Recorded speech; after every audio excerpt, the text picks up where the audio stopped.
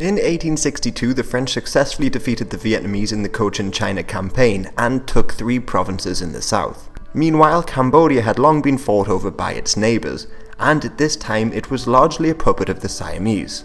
But in 1863, King Norodom of Cambodia signed a treaty with the French, making the nation a French protectorate.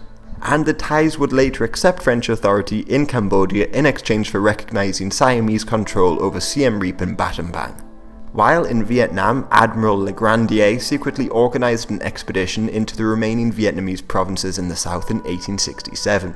The governor, who was a former envoy in France, decided to avoid bloodshed and surrendered without fighting. However, the north of Vietnam was still sought after by the French. This is because it would allow them to trade with the Chinese while avoiding the British-owned treaty ports. But the Taiping Rebellion in China caused many Chinese bandits to flee into Vietnam, and they began to forcibly collect taxes and control trade along the Red River in the north. These were largely ethnically Hakka, and they formed the Black Flag Army led by Liu Yong-fu. But in 1873, Francis Garnier was tasked with settling a dispute between the Vietnamese and a French businessman in the north. However, Garnier defied orders and with a small force captured Hanoi. So Emperor Tu Doc appealed to the Black Flags for aid and together crushed Garnier. But in 1881, another disagreement between the locals and French businessmen broke out, and this time Henri Rivière was tasked with settling it. He also used force and stormed the citadel in Hanoi before retreating. So Tu Doc, fearing further attacks from the French, appealed to China for help.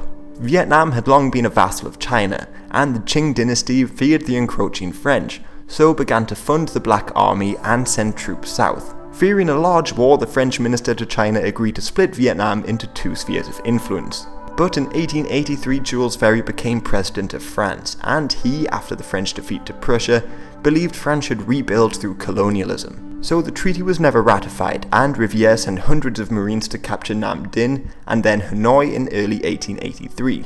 However, despite repulsing the first Black Flag's assault on the city, they later met them at the Battle of Paper Bridge in March and were crushed. Ferry's administration, however, was quick to respond to this loss, and they created an expeditionary corps which helped hold on to Hanoi. Then ships bombarded the fortifications around the capital Hue before Marines resoundingly defeated the Vietnamese defenders. Faced with complete defeat, the Vietnamese signed the Treaty of Hue, which turned Vietnam into a protectorate. However, the Black Flag Army and Chinese troops remained.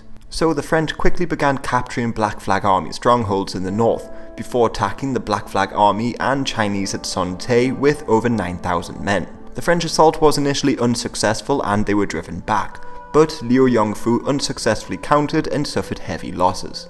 The French were then able to capture the city in mid-December, and the weakened Black Flag Army suffered most of the losses and were now unwilling to cooperate so much with China.